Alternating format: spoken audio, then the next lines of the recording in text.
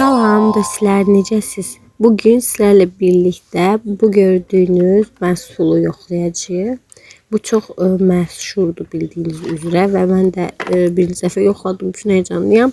Görək mənim üzümdə təsiri necə olacaq. Bunu bir həftə boyunca yoxlayacağım. Təbii ki davam eləyəcəm mən, amma yəni nəticəsi yəni sosial mediada ki qədər məncə deyil. Amma mən elə bir həftədir əlbəttə ki istifadə edirəm. O dəqiqə təsir göstərəcək deyil. Mən Ordinary'nin digər məşhur səpkilərə qarşı serumundan istifadə etmişdim. Onun da təsiri bitənə yaxın, yəni serum bitənə yaxın göstərmişdi. Bəlkə bu krem də elədir, yəni bitənə yaxın təsirini göstərəcək. Və bir şey qeyd eləmək istəyirəm ki, yəni nə qədər yaxşı kremlər istifadə etsəz də, yenə də əgər qidalanmağınız və sağlamlığınız düzgün deyilsə, yenə də o krem bir işə yaramayacaq. Yəni mən bunu bir daha görmüş oldum.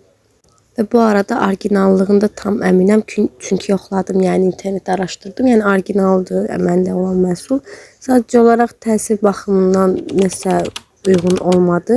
Bir də mən tonal istifadə etmişdim. Deyəsən onun vaxtı keçdiyi üçün biraz səpkilər yarattı məndə. Amma ümumilikdə yəni çox da belə möhtəşəm bir irəliləyiş görmədim.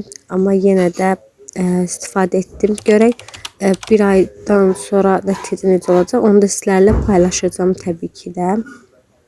Və o biri mən sizə dediyim Ordinary'nin serumunu sadəcə krem istifadə edirsiniz, üstündən onu istifadə etməli olursunuz. Yəni onun biraz içəriyi çox ehtiyacı var. Yəni çox şey istifadə etməyə ehtiyacı var, amma bunda elə deyil. Yəni sadəcə kremi sürtürsüz, sadəcə məncə günəş olanda günəş kremi istifadə etməlisiniz.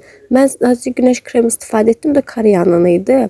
Amma yenə də üzümü səptirdi. Və şirniyyatı son günlər çox yediyim üçün üzüm belə çox səpdiyini düşünməkdəyəm və suyu da az içmiş ola bilərəm.